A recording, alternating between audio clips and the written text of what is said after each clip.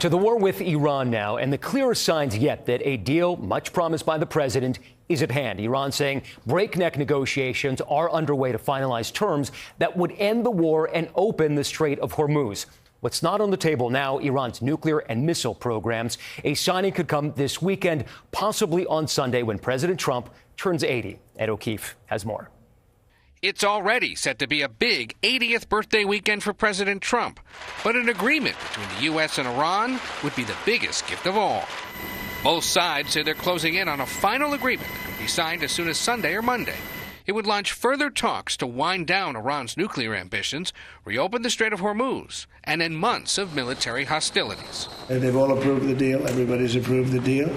Now we'll get it finished up. But threats remain. Overnight, the U.S. shot down 2 Iranian one-way attack drones transiting the Strait of Hormuz. The U.S. insists some traffic is now flowing through the strait. But experts warn whenever the strait reopens, it'll take a while for the global economy to reset. The likelihood of things going back to the normal for you and I as a consumer would be a minimum 6 to 9 months, if not longer.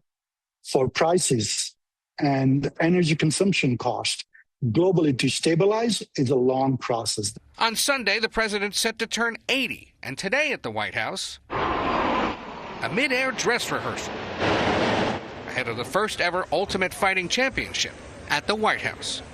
More than 4,000 are expected to attend Sunday's fights on the South Lawn, with tens of thousands more anticipated to watch from the nearby ellipse. The UFC says it spent about $60 million paying for construction of the Claw at the White House and the nearby viewing area. But UFC's Dana White admits he might not win a fight against hot, rainy weather in the forecast. You know, usually when we go into the weekend of the event, I'm not worried about anything. I just hope the fights are good. And yeah, now I got to hope the fights are good and the weather's good.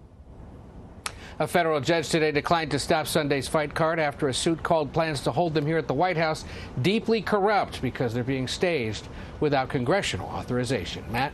Ed, okay, so give us a reality check here. Both Iran and the U.S. have said they've never been closer to a deal. But what are the chances that this falls through? Oh, it could still fall apart. The Iranian foreign minister today said work on an agreement is in its final stages, a notably optimistic statement, but he also reiterated, quote, this war will end when it also ends in Lebanon, meaning when Israel stops bombing Hezbollah targets in Lebanon. But the U.S. and Israel haven't agreed to completely end such military action, so these talks could still break down as they have before at the last minute. Matt? All right, Ed. Sobering news. Thanks.